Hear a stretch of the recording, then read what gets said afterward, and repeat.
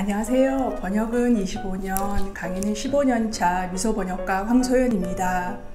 안녕하세요. 1호 출판 인문반 강사 김은하입니다. 한국에 출간되는 번역서 중에서 그 일서가 차지하는 비중이 약 40%? 약 5,000종 된다고 합니다. 한일 관계가 좀 악화가 되면 아무래도 이제 출판 번역 시장도 좀 영향을 받기는 하는데, 소설 분야는 한국의 그 팬덤을 보유하고 있는 일본 작가들이 있고, 또 그 일본 소설을 탐독하는 그 마니아 계층이 있어서요. 여전히 한켠에서는 일서 번역서는 나가고 있거든요. 대비 관련해서는 두 가지 길로 나눠서 말씀드릴 수 있을 것 같아요. 먼저 바른번역 소속 번역가로 데뷔하시는 길인데요.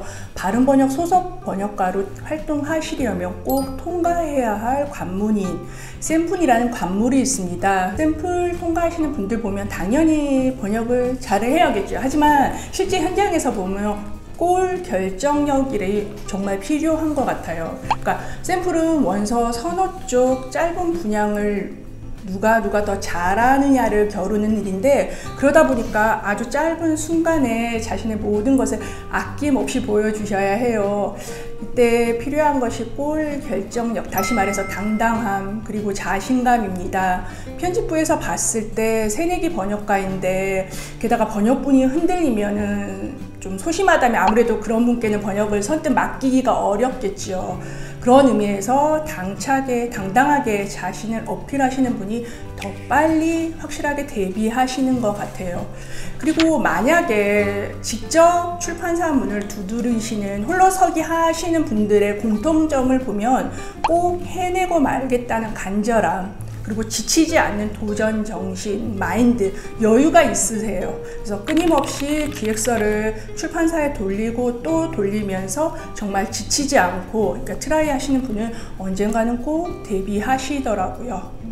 실력을 책을 예로 들어서 말씀을 드리면, 원서가 한 250매 내외가 되는데 그 원서 250매 내외를 한 이틀 정도 시간에 사전 없이 다 완독할 수 있어야겠고요. 물론 모든 단어를 알아야 하는 건 아니겠지만 문맥상 유추하면서 전반적인 내용을 한 이틀 이내로 다 충분히 이해할 수 있는 수준은 돼야 할 것 같고, 굳이 이제 시험 점수를 말씀을 드리자면 그 JLPT라는 그 일본어 능력 시험이 있어요. 1급 이상, 만점이 180점인데 140점 이상이면 합격인데, 간신히 합격 커트라인을 넘긴 점수보다는 고득점 170점 이상, 그리고 실제로 수업을 들으러 오시는 분들 중에서는 180점 만점자도 상당히 많습니다. 현재 좀 막연하시다면 일단은 일본어 능력 시험을 목표로 하셔서 1급을 180점으로 하면 제일 좋고, 좀 180점이 무리겠다 싶으면 고득점이라고 할 수 있는 170점을 목표로 공부를 시작해 보시면 어떨까? 정확하게 말씀을 드리자면 한 분 한 분 얼굴보다는 이제 저는 손첨삭을 하고 있으니까 번역문이 확 떠올라요. 특히 실전반에서는 작문 과제가 꽤 있는데 유독 글을 잘 쓰시는 분들이 보여요. 그런 분들에게 번역뿐 아니라 본인 글을 써보라고 마구마구 칭찬을 해드리는데, 실제로 그 본인 책을 내셔서 또 선생님 덕분에 이렇게 책을 내게 되었다라는 이야기를 듣게 되면 그날 하루 종일 기쁨이죠. 첫 역서가 빨리 나오시는 분이 있는가 하면 좀 늦게 나오시는 분들도 있는데, 동기분들이 이제 책을 내고 이러면 굉장히 조급해 하시고 좀 불안해 하시는데, 바른번역 글밥 아카데미에서는 출판 번역 과정을 마치면 그 저작권이 소멸된 작품을 찾아서 전자책을 낼 수 있는 기회가 있거든요. 그래서 그 종이책 역서가 빨리 나오지 않는다고 하더라도 그 시간 동안에 너무 불안해 하거나 초조해 하지 마시고 그 기간을 전자책 내시는 기간으로 활용을 하시면 좋을 것 같아요. 혼자 하실 때 제일 힘든 게 첨삭을 해주시는 분이 따로 없어서 열심히 번역을 해도 지금 자신이 한 번역이 제대로 한 것인지 조금 알기가 어렵다는 점인데요. 이럴 때는 한국의 신문을 활용하시면 좋을 것 같아요. 인터넷으로 신문 사이트 접속을 하시면 기사에 따라서는 버튼을 누르면 일본어로 변환이 되어서 일본어로 번역된 기사를 스스로 한번 번역해 보시고, 그러고 나서 원문인 한국어 기사를 비교해 보시면 혼자서 공부할 때보다는 조금은 더 첨삭하시는 분이 없더라도 도움이 될 것 같고요.